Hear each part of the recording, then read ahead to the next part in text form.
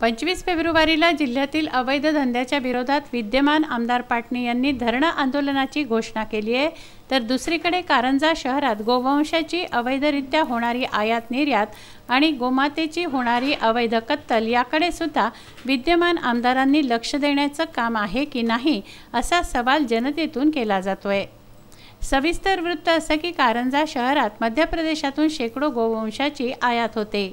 ही आयात रात्रीच्या काळोखात होत असल्यामुळे याकडे कोणाचंही लक्ष नाही असं आढळून येत आहे। ही आयात फार अमानुषपणे केली जाते।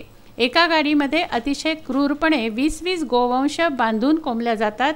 या गाड्या 100 ते 120च्या वेगाने वाहतुकीचे सर्व नियम धाब्यावर बसवून अमरावती मार्गे कारंजा शहरात दाखल होतात। बायपास पार केल्यानंतर ह्या गाड्या मानोरा रोडला असलेल्या प्रेसिडेंट बारपासून उजव्या हाताला वडगाव पसरणीकडे वळतात।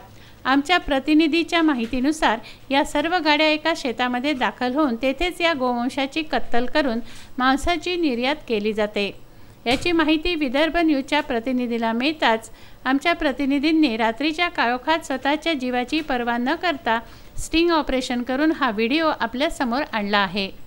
याआधी सुद्धा बऱ्याच वेळा विदर्भ न्यूजने गोवंशाची होणारी अवैध वाहतूक व अवैध कत्तल याविषयी बातम्या प्रसारित केल्या आहेत, पण तरीसुद्धा हा सर्व काळा बाजार राजरोसपणे सुरू असताना आपल्याला दिसतोच आहे।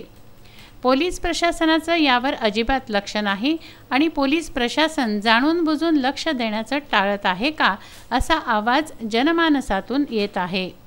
याचबरोबर विद्यमान आमदारांनीही यावर आपलं लक्ष केंद्रित करावं अशा चर्चेला उधाण येत आहे। अक्षय लोटे, विदर्भ न्यूज, कारंजा।